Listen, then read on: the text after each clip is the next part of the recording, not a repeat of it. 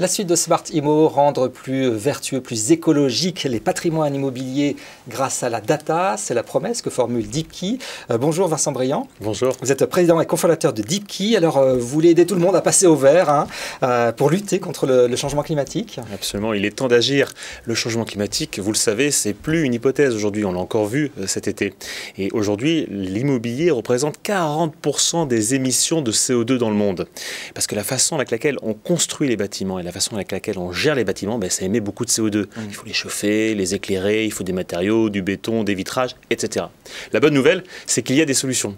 Il y a des solutions pour réduire l'impact des bâtiments sur le changement climatique et tendre vers ce qu'on appelle les trajectoires net zéro. Net zéro, zéro carbone. Alors, il y a des solutions, et ça, vous me dites que c'est grâce à la data, grâce aux données, grâce à des chiffres, grâce à des informations. Vous allez arriver à réduire cette consommation énergétique? L'argent n'est pas illimité. Par quoi commencer? Il y a des millions et des millions de bâtiments. Il faut bien identifier quels sont les bâtiments qui sont les plus à risque. Parce qu'aujourd'hui, ce n'est pas uniquement un risque d'attractivité, d'image, c'est aussi un risque sur la valeur des actifs. On parle de brown discounting.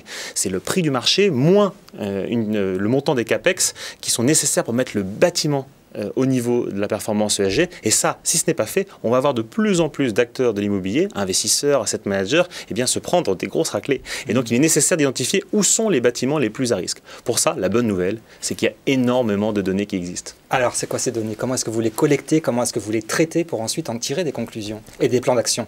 La première source de données dont on a besoin, c'est évidemment l'état du patrimoine. La liste des bâtiments, pas toujours si simple à obtenir par fond, mais aussi les attributs de ces bâtiments, surface, nombre d'étages, des différents lots, etc.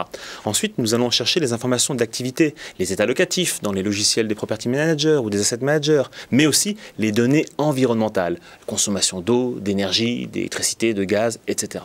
Alors vous faites un état des lieux, de la consommation d'énergie, les déchets, tout ce qu'on peut émettre, et à partir de là, vous en tirez des conclusions, et on arrive à faire des économies d'énergie? Oui, à construire des plans d'action, ce qu'on appelle des trajectoires zéro carbone, qui prennent en compte des actions d'économie d'énergie, mais aussi des actions sur la maintenance, sur la construction, la rénovation des bâtiments. Et ces actions, il faut les estimer en économie, mais aussi en coût d'investissement, et puis regarder quel impact ça va avoir sur la trajectoire. Et donc ce que nous fournissons, nous, chez Deepkey, c'est une plateforme logicielle qui va collecter et fiabiliser ces données pour identifier les bâtiments les plus à risque et ensuite pour chacun de ces bâtiments et à l'échelle des fonds, construire les plans d'action qui ensuite vont être mis en place par les investisseurs. Alors vous nous dites en fait qu'il y a comme un alignement des planètes en ce moment entre la réglementation qui devient de plus en plus contraignante, les investissements, vous nous dites qu'il faut que ça soit rentable, effectivement, si le bâtiment pollue, il ne va rien valoir, et puis l'attente des citoyens.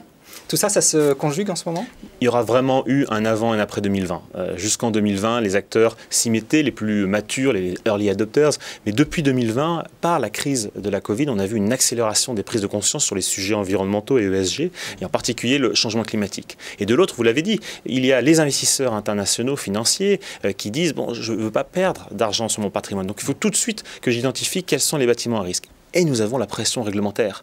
On parle de taxonomie européenne, SFDR, en France de décret tertiaire. Ces réglementations imposent non seulement de déclarer les émissions de CO2 associées aux activités financières, mais en plus de mettre en place des plans d'action pour réduire l'impact environnemental des bâtiments. Alors vous voulez aller plus loin que le respect de l'environnement, vous voulez étudier l'exposition des bâtiments aux risques climatiques qu'il peut y avoir en Europe? Oui, c'est une des fonctionnalités que nous proposons.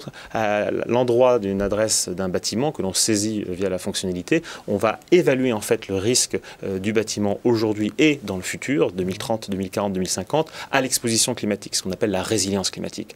Aurais-je plus d'épisodes de chaleur? Aurais-je plus d'épisodes de froid? Plus d'intempéries? Plus de précipitations? Plus d'inondations? Et ça, c'est important à anticiper pour construire les plans d'action, les plans d'investissement qui, vous le savez, dans l'immobilier, sont sur plusieurs années, voire dizaines d'années. Voilà, l'immobilier vert. Merci beaucoup Vincent Briand de ce tour d'horizon. Dans un instant, c'est la suite de Smart Immo.